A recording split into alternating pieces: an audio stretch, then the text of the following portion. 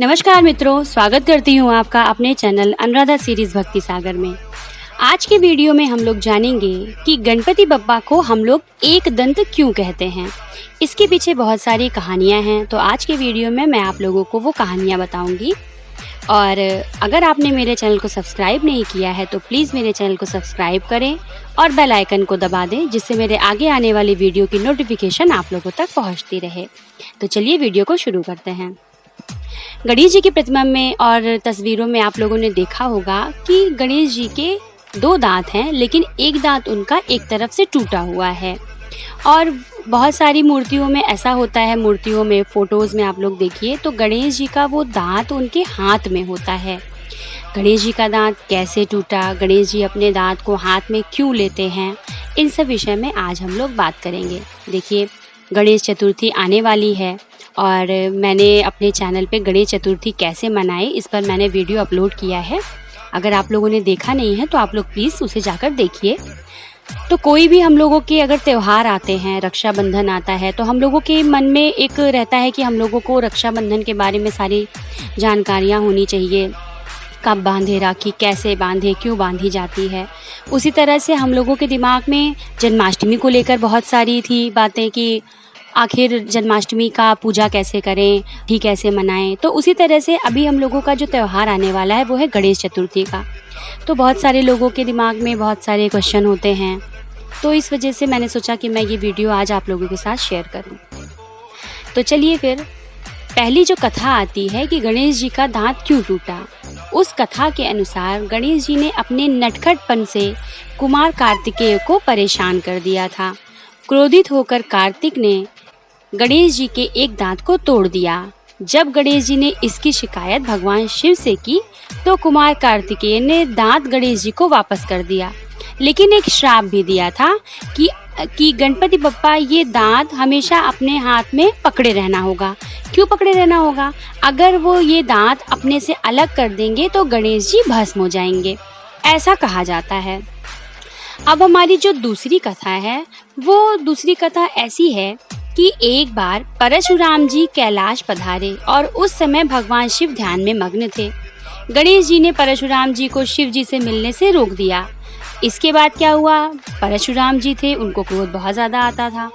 उनको क्रोध आया और वो गणेश जी के साथ युद्ध करने लगे। युद्ध के दौरान परशुराम जी के फरसे से गणेश जी का एक दांत टूट गया। हमारे ग्रंथों में बहुत सारी जितनी भी बातें होती हैं, बहुत सारे जितने भी भगवान हैं, सबके बारे में अनेक अनेक बातें हैं और एक किसी विषय पे बहुत सारी कथाएं भी हैं।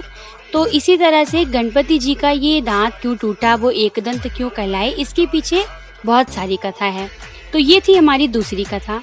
और तीसरी कथा ये है जो बहुत ज़्यादा प्रचलित है, बहुत सारे लोग इसी कथा को जानते हैं और मैं भी यही कथा जानती थी, लेकिन मैंने देखा, मैंने पढ़ा तो मुझे पता चला कि ऐसा नहीं है, बहुत सारी कथाएं हैं इसके पीछे।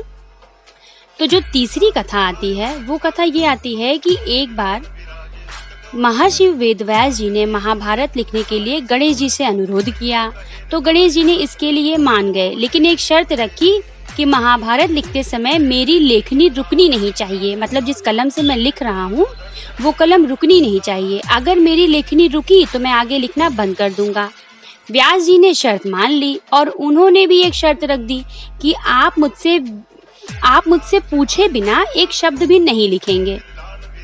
गणेश जी ने भी व्यास जी की यह शर्त मान ली और उसके बाद गणेश जी को कुछ लिखने को मिला नहीं, तो गणेश जी ने क्या किया, अपना एक दांत तोड़ा और उसको लेखनी बना लिया। लेकिन व्यास जी की चतुराई के कारण गणेश जी को पूरी महाभारत लिखनी पड़ी। ऐसा कहा जाता है कि जब गणेश जी को लेखनी नहीं मिली तो उन्होंने अपना दांत तोड़ लिया था। तो ये थी हमारी तीसरी कथा। चौथी कथा जो हमारी आती है वो इस प्रकार से आती है कि एक बार गजमुखासुर नाम के एक असुर से गजानन का युद्ध हुआ। गजमुखासुर को यह वरदान प्राप्त था कि वह किसी अस्त्र से नहीं मर सकता, इसलिए गणेश जी ने इसे मारने के लिए अपना एक दांत तोड़ा और गजमुखासुर पर वार किया।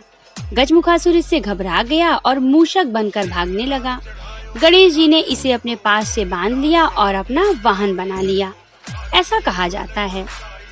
तो ये थी आज की 4 कथाएं जिस वजह से गणपति जी को एक दंत कहा जाता है।